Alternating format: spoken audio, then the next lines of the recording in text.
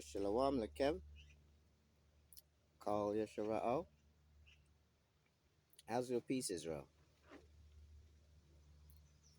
Welcome back to another video. Um, Today is the Shabbat Yawam, or the Yom Shabbat. It's the day that the Father has made, that we should rejoice and be glad in it. Okay. Today we're going to look at a quite interesting topic. We're looking at the days of Noah, right? The days of Noah. What is the significance of the days of Noah, right? We're going to get straight into it, right? We're going to pick up in the book of Matthew. Right. Matthew chapter 24.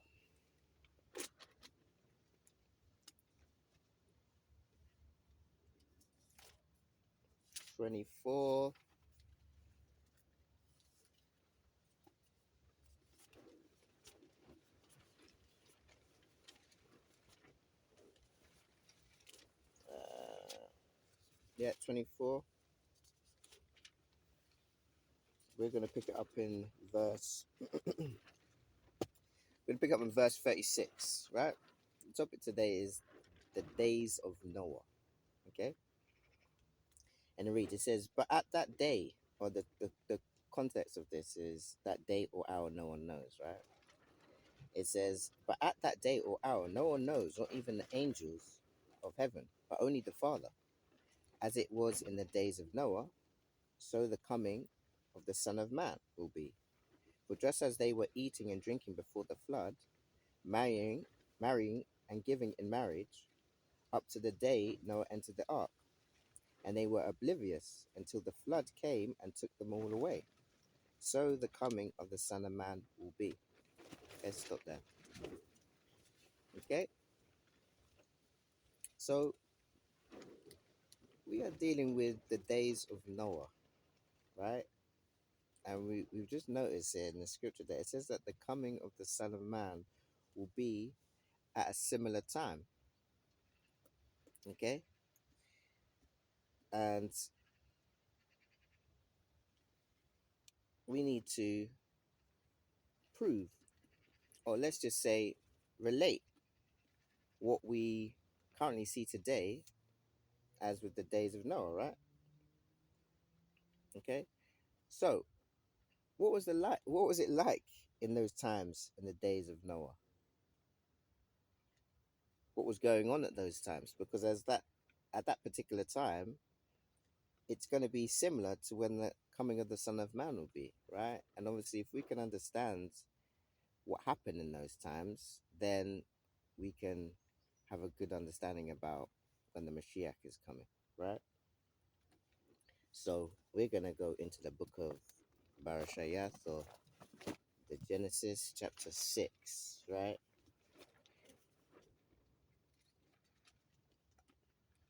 Actually, while I'm doing that, let me go and get the other scripture.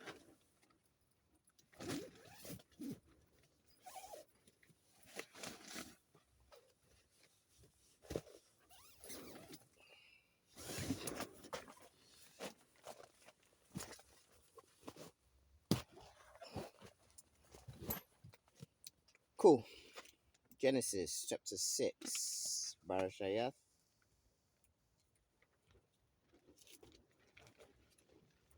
The days of Noah is going to be like the coming of the Son of Man. They were giving, drinking, very well occupied with the pleasures of this world, right? Let's see what happened in the days of Noah, because that's going to give us an indication about the coming of the Son of Man, right? So, I'm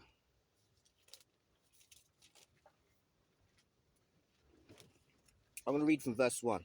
It says, when men began to increase on the earth, daughters were born to them. Okay? This is in the days of Noah. The divine beings, who some people, it would actually say in the Hebrew here, they would say the Nephilim, or some people call us the Watchers, right? Saw how beautiful the daughters of men were, right? and took wives from among those that pleased them. The Lord said, "My breath shall not abide in man forever, since he too is flesh. Let the days allowed him be 120 years." It was then and later too that the Nephilim. Let me correct myself. The Nephilim were the descendants of the Watchers that procreated with the human family. Right? It says it was then, verse 4, and later too that the Nephilim appeared on the earth when the divine beings cohabitated, as I was mentioning, with the daughters of men who bore them offspring. They were the heroes of old, the men of renown. Right?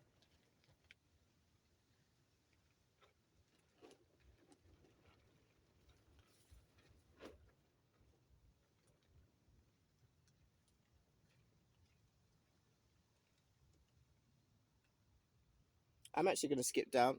This is not even in my notes, but I wanted to just address something. Okay? We're going to go to verse 11 because we want to understand these are the days of Noah and we want to understand how it relates to the coming of the Son of Man, right? It says, "The earth became corrupt before God. The earth was filled with lawlessness." What is lawlessness? Well, what is law? If you were to base it on what we see in this everyday life, you know, the government, they enforce particular laws through the police and things like that, right? So these are policies that they wish you to adhere to. But this is not talking about the police force. This talking about God's laws, right? So what are God's laws, right? That's something you need to find out, right? The funny fact that the Torah or Torah it means instructions, right? Maybe just maybe the law is in the Torah, right? But let's just continue. It says the earth was filled with lawlessness, right? Or let's just say sin, because sin means transgression of the law, right? Means that you're going against the law, right?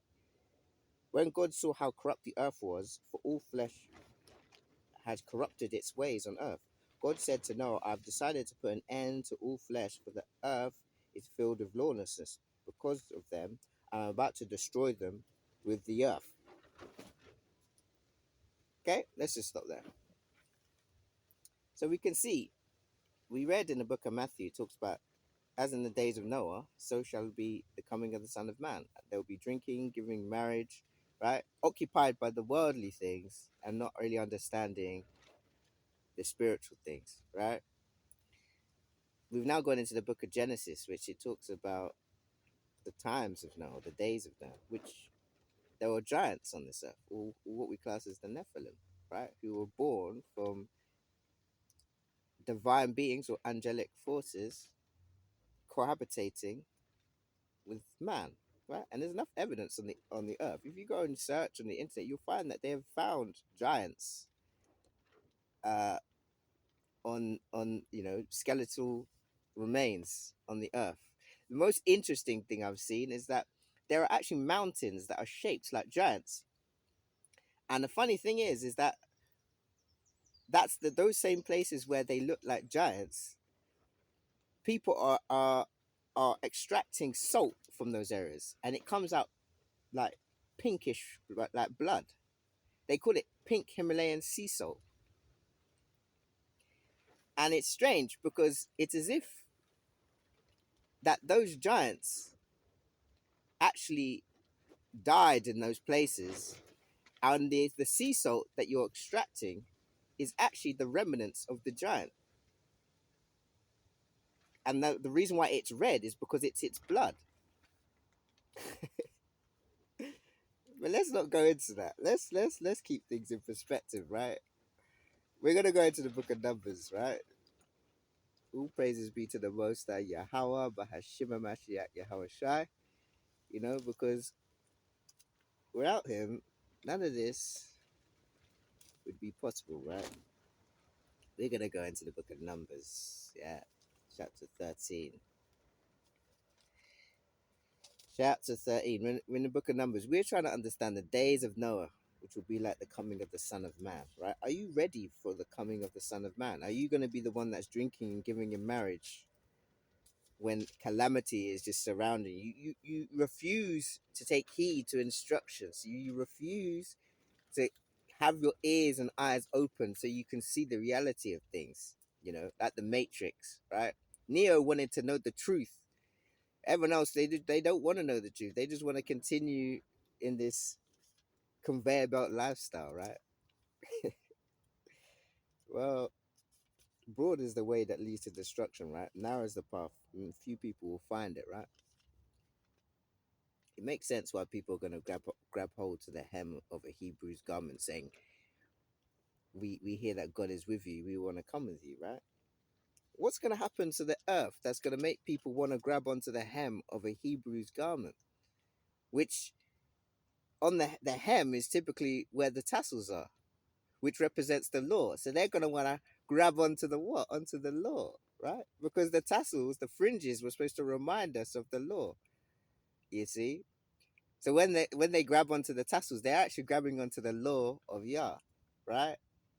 You see the symbolism. See the Father is got levels, and I only wish my brothers and sisters begin to start coming on this journey. Oh, I'm searching in the scriptures as if I'm supposed to be here. We're going into an extra biblical text today. We're going into the book of Enoch, right? I've got my well well used pseudepigrapher. Yeah, if anyone wants to, you can see that I've obviously used it quite a bit. But yeah, this is the pseudepigrapher. These are the texts that you would particularly find maybe in the Ethiopian Bible, you know, and the Apocrypha, right? But these are canonical from a Hebrew saying it himself, right? Not these people that claim to feel that they can decide what's in our books and what's not, right? So we're going into Enoch, who is okay. We need to go to what we want to go to. So that's 15. We want to go to chapter 15, I believe.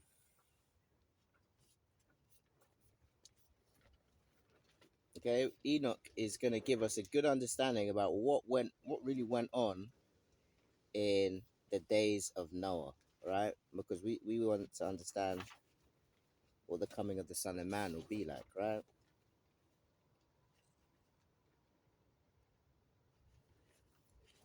Okay, and reads on this one. It's chapter 15. We're going to read the whole chapter because it gives us a more clarity. See, the book of Genesis, or Barashayath, is giving us a summary of what went on. The parts that gives us a better, can at least give us the milestones in how things have transitioned throughout the years, right? But if you want to go into more detail, you're going to need more extra biblical text, right?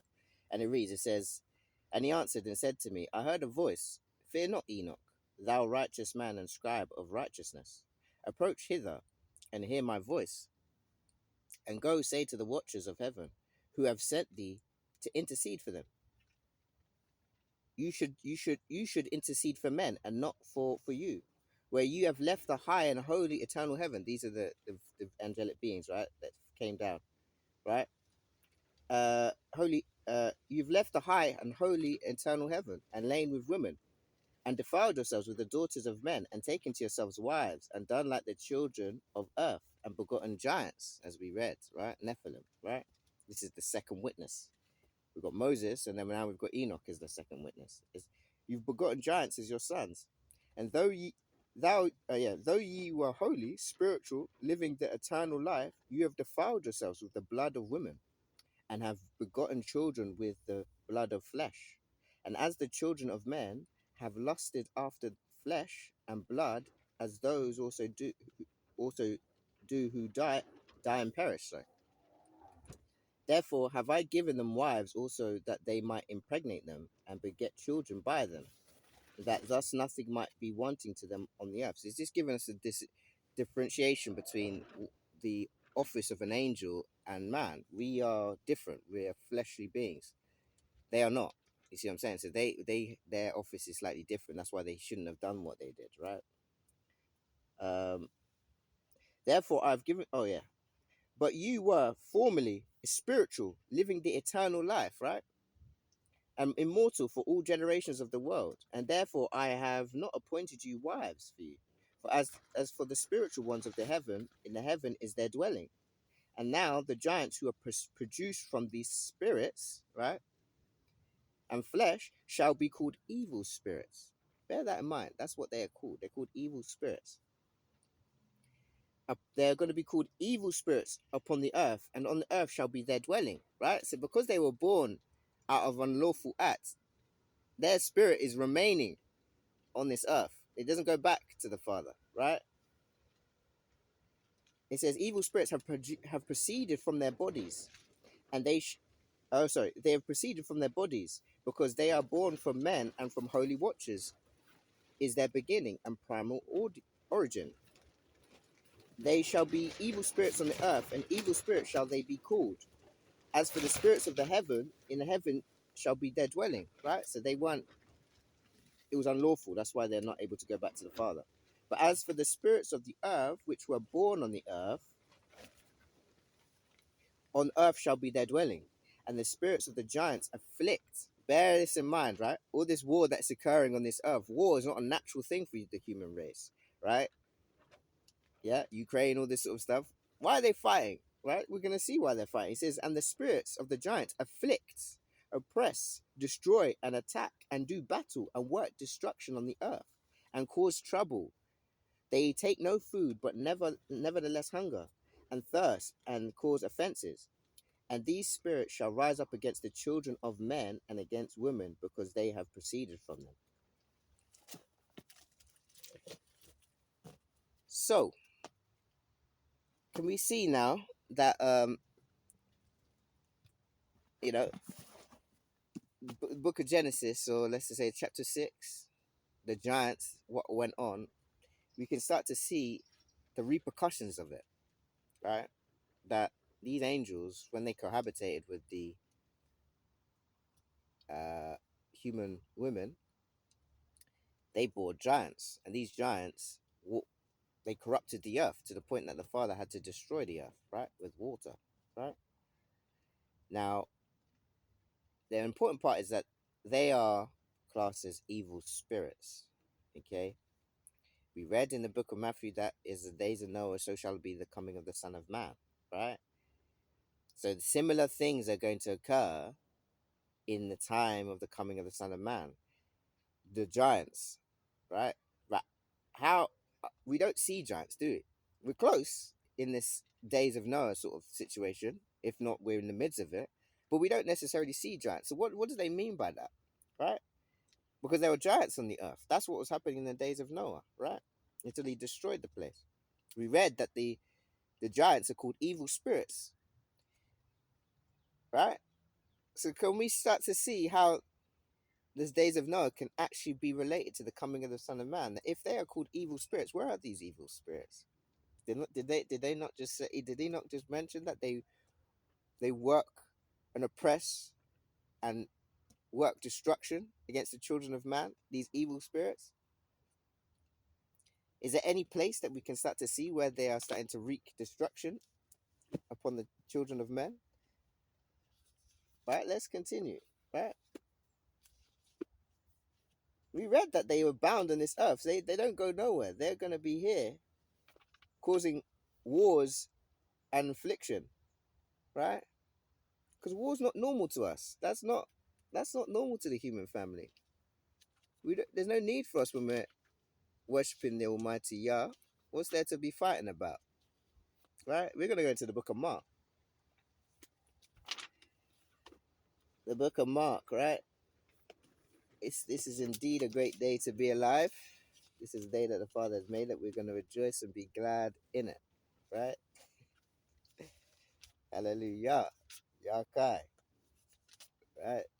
We're going to go into the book of Mark, chapter 5. You know, Yah is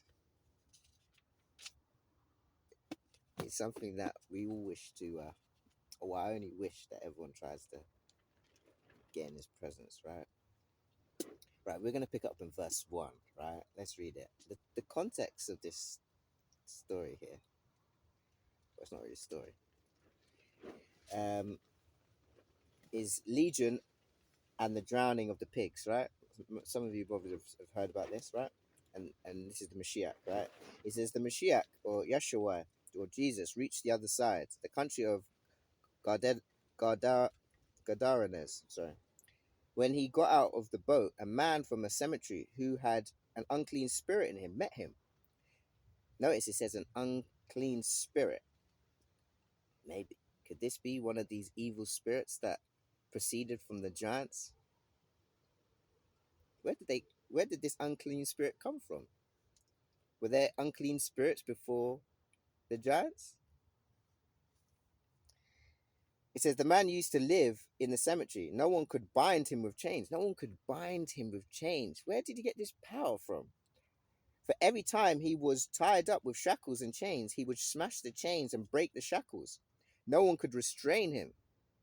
Seems like some of those, those people that are on some of these drugs, you see, crack and all this sort of stuff. You start to see some of these, they get some form of supernatural power. Where do they get this supernatural power from? Right? What are the drugs doing to people? What when you take a drug, what's actually happening? Is it not changing your state of consciousness? Are you not inviting or influencing these evil spirits that work destruction upon the human family? Right? How could a drug give you so much strength unless there's something that's operating within you, right? Let's continue. Um, It said no one could restrain him. Night and day, he always used to stay in the cemetery and in the mountains, calling out and wandering himself with stones. When he saw Yeshua at a distance, he ran to him and worshipped him, crying out in a loud voice, "What do you have to do with me, Yeshua, Son of the Most High God? I implore you, by God, to not torment me." For Yeshua had said to him, "Come out of the man, unclean spirit," or evil spirit. Yeshua asked him, "What is your name?" He says, "Legion is our name," he said, "for we are many." He kept begging Yeshua, or Jesus, repeatedly to not send him out of the country. On the hillside, on the hillside nearby, there was a large herd of pigs feeding. Those devils began. Now it's being even more clear. It says those devils, right? Begged him, "Send us to those pigs, so that they may enter them." He permitted them. So the unclean spirits or evil spirits, right, came out and entered the pigs. The herd ran to the cliff and fell into the sea, about 2,000 of them, and they drowned in the water. Let's stop there. So we can see that as in the days of Noah, so shall be the coming of the Son of Man, right? And in the days of Noah, we see that there were giants on this earth that were wreaking destruction, right? And those giants were produced by angelic forces mixing in with the human family. And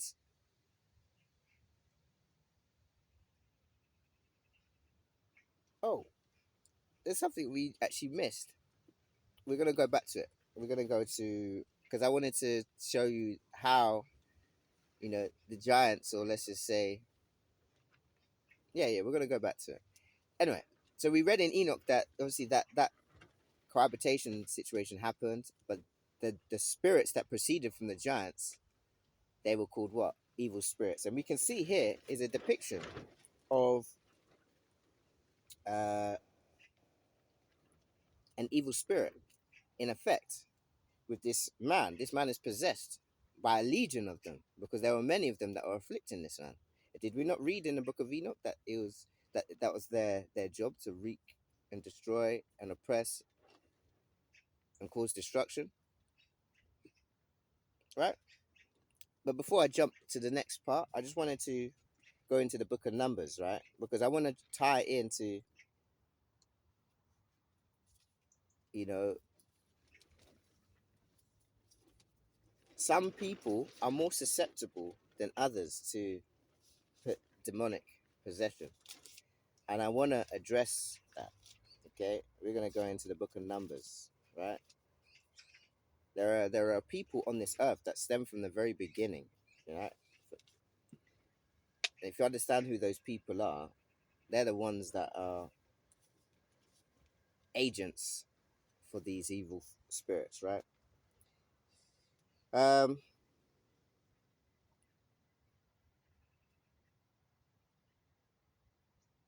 all right, we're gonna read. Yeah, we're reading out in the book of Numbers, chapter 13, because this is after the flood, right? I want to show you the presence of them leading up to the Mashiach's time. We see that there were unclean spirits when the Mashiach came. Let's show you even just after the flood, right? The book of Numbers, this is dealing with when with the children of Israel, we had come out of captivity, right? Egyptian captivity, and we're now, you know, being guided by the Father's angel. Okay. Now we're going to read in verse 25. It says, at the end of the 40 days, right, they returned from scouting the land. They went straight to Moses and Aaron, the whole Israelite community, at Kadesh in the wilderness of Paran. They made their report to them and to the whole community. As they showed them the fruit of the land, this is what they told them. We came to the land you sent to us. It does indeed flow with milk and honey, right? This is the promised land, that the land, right? Israel. The people who inhabit the country are powerful, right? Wonder why they said powerful. And their cities are fortified and very large. Moreover, we saw the Anakites there. Now, the Anakites, these are actually a Canaanite tribe, right? And Canaan was a descendant of Ham, right? That was one of his sons.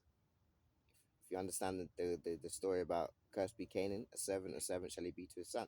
This connection here. I've done a study about the serpent seed, all this sort of stuff. If you want to understand things on a granular level, go and watch it, right? But the Canaanites, these Anakites, Anakites, these are giants, and they are interbred with the Canaanite tribes, right? They're specifically Anakites, but they are actually Canaanites, right? But also dwelling there are, it says, Amalekites dwell in the Negeb region. Hittites, Jebusites, Amorites inhabit the hill country, and the Canaanites dwell by the sea and along the Jordan. Now, just bear this in mind, that if all these tribes are dwelling with these Anakites, these giants, right? Maybe, just maybe, that these tribes are interbreeding with them. Because how can you dwell with people that are you can't be dwelling, like, who dwells with people that you're against? You must be in some form of cooperation, right? So just bear this in mind, that these Anakites, or these giants, there are connections to these other tribes. These other tribes that are dwelling there, they any time throughout that history, there could have easily have been some interbreeding. So that's why you need to understand that the Canaanites weren't the only tribe that had giants in them, but also Esau had tribes that had giants in, specifically the Amalekites, right? Who went and dwelt up in the what? In the Khazarian region, right? And they're the ones that are actually in the lands who are imposing to be, but are not, but are the synagogue of Satan, right? There are different factions when it comes to Esau. Not all Esau are connected with the giants, but Amalek specifically is connected with the giants. Do you understand? Those who dwell in the Europas, they're not so much. They may be some, but not so much. They are the children. They're the descendants of Zepho. If you read in the book of Yasha, Zepho went to the land of Kittim, and he became prominent in those lands, right? And he subdued the lands of Tubal and all the lands of Japhet. That's what is typically what classes the Roman Empire. That's where it started. But Amalek, he didn't go that direction. Amalek went to the Khazarian region, the Caucasus Mountains. And there's history of finding giants up there with red beards. Isn't Esau supposed to be red and ruddy, right? Anyway, let's continue. It says Caleb hushed the people before Moses and said, let us by all means go up, and we shall gain possession of it, for we shall surely overcome it. But the men who had gone up with him said, we cannot attack that people, for it is stronger than we. Why? Thus they spread calumny, uh, calumny, calumnies, sorry, among the calumnies, sorry, among the Israelites about the land they had scouted, saying, "The country that we scouted, is one that devours its settlers. All the people that we saw in it are men of great size." So this is even after the flood, that there are giants. So the Father destroyed the world with water. Only Noah and his sons and his wife were preserved in the ark, right? That's why we have tectonic plates. Why do you think that there's tectonic plates and they're all moving from each other? Did not the water come from above and from beneath? So if it came from beneath, where did the water come from? It came from underneath the Earth's crust. That's why we have tectonic plates. They are the remnants of the water that gushed out from beneath the Earth's crust. But beforehand, the whole Earth, the land was all one place. Go and search Pangaea. That was what the Earth was like. You see, before the flood. Now, after the flood, we're now seeing these are the reason why the world is the way it is because of the flood. Well, anyway, I don't want to go too much. I want to stay on top because we're dealing with the days of Noah, right? It says the country that we traversed and scouted is one that devours its settlers. All the people that we saw in it are men of great size. We saw the Nephilim there, and the Anakites are part of the Nephilim. Did I not mention, right? And we looked like grasshoppers to ourselves, and so we must have looked to them. Let's stop there. So, as in the days of Noah, so shall it be like the coming of the Son of Man, right? In the time of Noah, there was giants in those days, right? They reached destruction. There was a lot of lawlessness that was taking place, right? We see that, or even after the flood, right?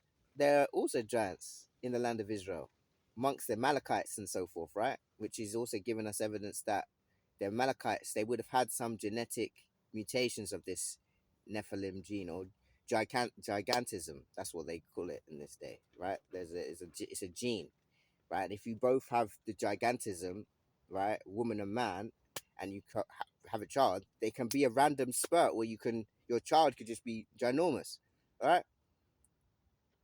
Anyway, we can see that the giants died on the flood, right? But somehow they came over the flood, right? And I don't want to go into too much of it, but just know that Cain, what? Now Ham looked upon his father's nakedness, right? If you go and understand what that actually means in the context of the scenario, read in the book of Leviticus how Ham looked upon his father's nakedness, you understand why Canaan was cursed, okay?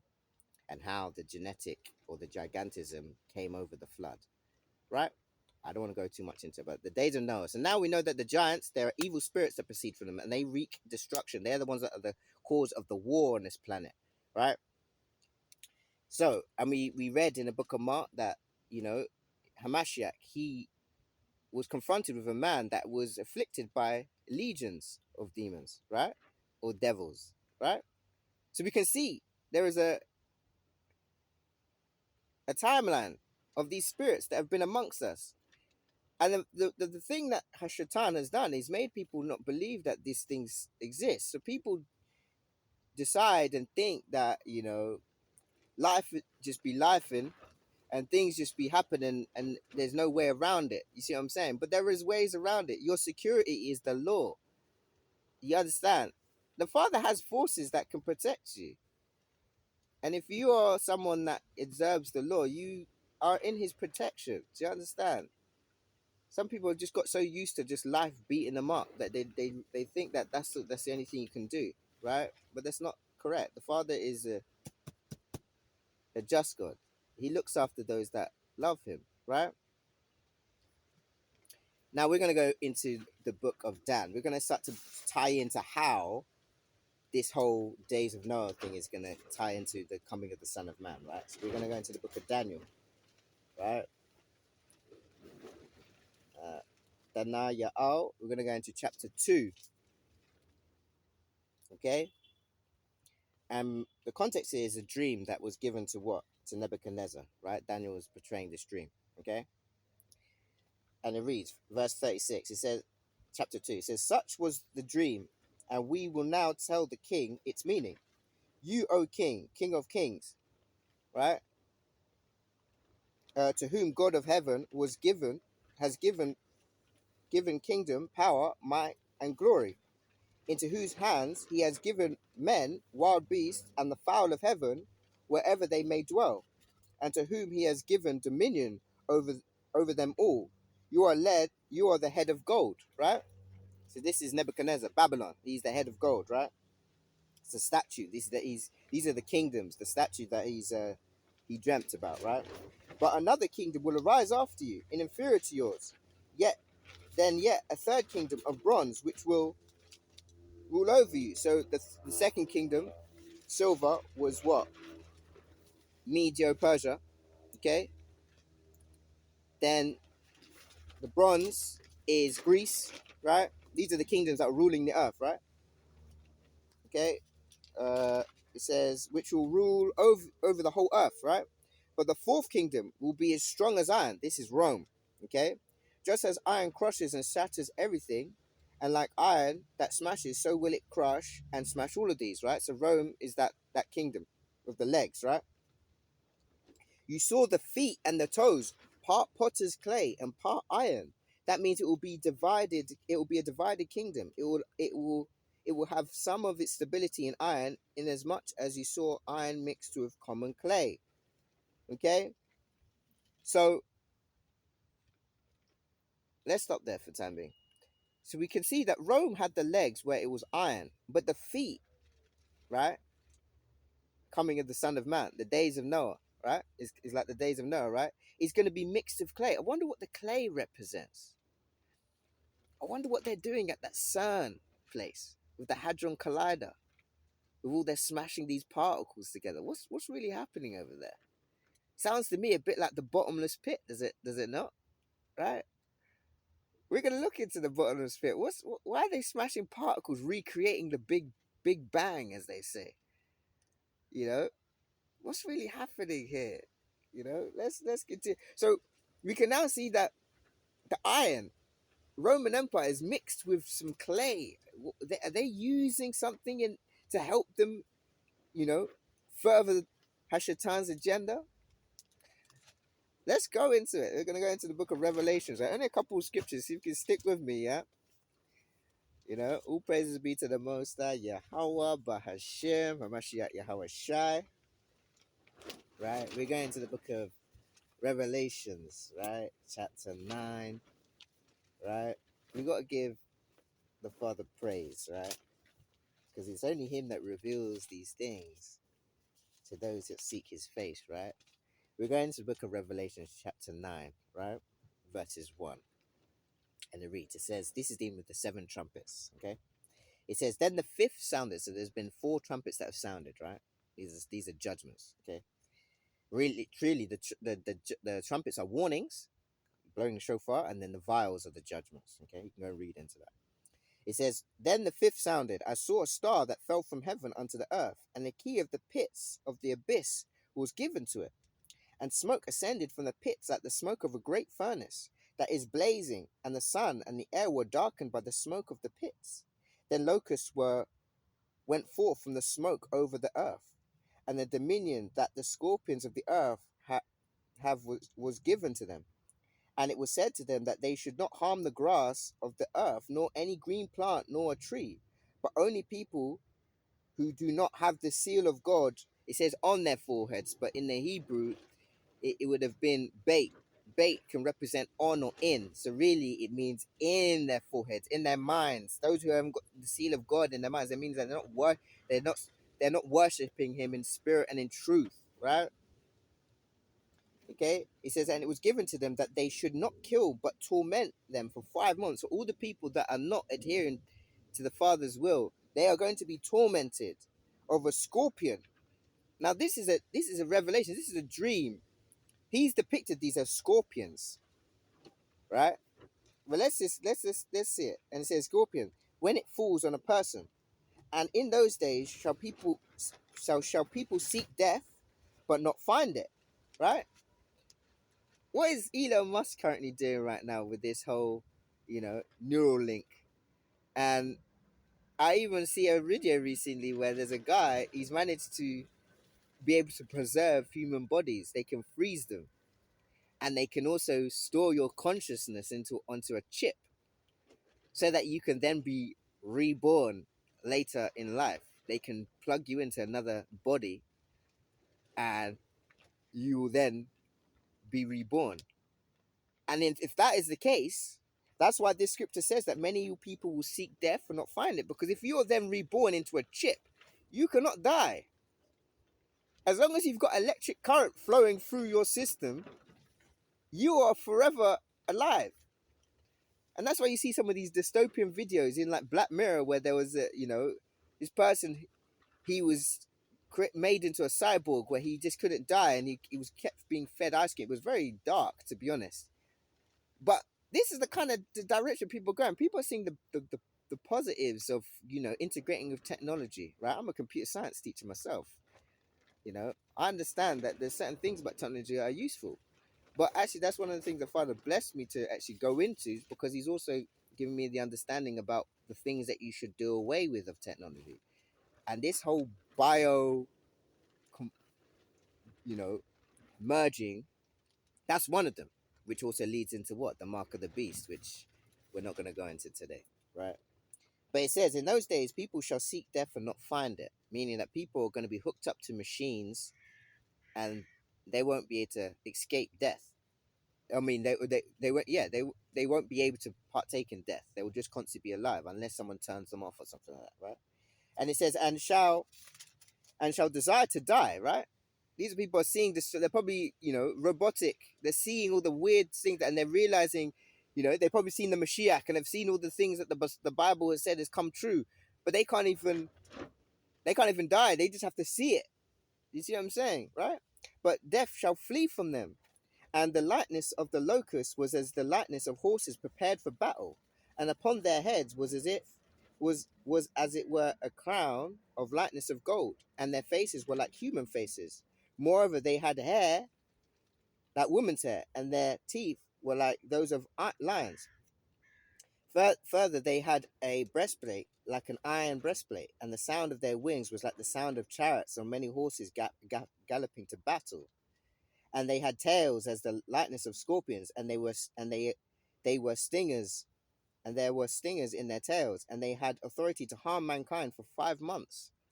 And there is a king over them, the angel of the abyss, whose name in Hebrew is Abadu, and in the Aramaic his name is the Destroyer.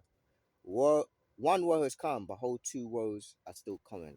Sorry, let's stop there. Right, there's a lot to unpack here. This specific depiction of this scorpion sounds a lot like what we cast today as the drones. And it says that the head, right? The what? Their their king that is over them is the angel of the abyss, Abadu, right? See, if you can understand what's really happening with this whole AI thing, if the world starts handing its authority over to AI, right? And understand that someone who teaches computer science, and understand that the quantum computers that they've got, that they store in freezers, this is the connection they're having with technology and the reality of things. A computer normally uses just electrical currents to store data, right? But they have now got something that's called binary, right? But now they've got something called a qubit, quantum bit, which is now processing. It can actually interact with particles. So now technology is now able to pick up on signals that are in the atmosphere. Who is the spirit of the air, right? The airwaves, right? Who governs the airwaves? The media and all these sort of things. If these drones are handed over to AI, and AI is able to pick up signals that are in the atmosphere,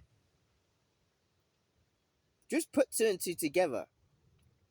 How do you think this king is lording over them? Do you not think that the AI technology has roots in the Nephilim, and they are the ones that are going to control these drones to wreak and cause destruction on these on mankind for 5 months? Right? This was a dream. This is happening in the times when the Mashiach was around, right? Or just after, right? Some of the things that they depict, they're depicting things that are very far in the future that they don't know about. They didn't know about technology, so the only way that they could depict it is by using everyday things that they've seen, right? But just understand that AI can be useful for certain things, but understand the actual agenda. This is the iron mixed with clay. Technology is going to become a destructive force on this planet. And it's because we're going to hand all our knowledge and understanding and authority to quantum computing, which is going to have its influence by demonic forces. And that's how these what? These drones are going to be able to be utilized, not by man, but Abadu. Let's continue. Last scripture. I know it's a lot to take in, right? But there is no fear in the Allah's laws, right? When you follow the Father's instructions, He stills your heart. He's going to show you the way, you see? And I'm going to show you what one needs to do in order to make sure that fear does not seep into your heart, right? Because the law must come out. Instructions need to be told, ways of life need to be preached, right? We're going to go into the book of Revelation to finish this up. Revelation chapter 14, verses 12, right? These lessons, right? It's not for the faint hearted. These are for people that are really about this life, right? And if you're not, I'd advise you to go pick up a Bible and start to read, okay? We're going to pick up in verse 14. No, it's chapter 14, verses. Is verse what? Is verse 12. Yeah? Let's just say this is the conclusion of the matter, right? As they read in the book of Ecclesiastes, right? It says, here is the perseverance of the saints, right? Those that persevere, those are ones that endure, right? They can fall, but they get back up, right? Is those who keep the commandments of God, Yahweh, right? And the faith in Yahshua HaMashiach, right? To the law and to the testimony. If they do not agree of these two things, there is no light in them, right? So I only hope the reader and listen to this word will be blessed by this. We're dealing with the days of Noah. It will be like the coming of the Son of Man. I only hope that I've given some relative understanding to how the scriptures parallel with what we are dealing with now. Is that technology, as someone who teaches technology, computer science, I love programming and all this sort of stuff. I'm about that. There's a reason why the Father has put me in this field, is because I need to also warn people of the negative aspects of technology, right? And the fact is that I create websites, apps, all this sort of stuff. I can do these things, yeah. Those are areas where I can dwell and use. But when it comes to the bio aspect of it, where you're going to start putting technology under your skin and in your minds, my friends, that is the way to destruction, right? So I only hope the reading list is where to be blessed by this, and may Yahweh bless you, may Yahweh keep you, may Yahweh cause his face to shine upon you, may Yahweh be gracious to you. May Yahweh lift up his countenance upon you. May Yahweh grant you everlasting peace in Yeshua HaMashiach. I pray. Selah.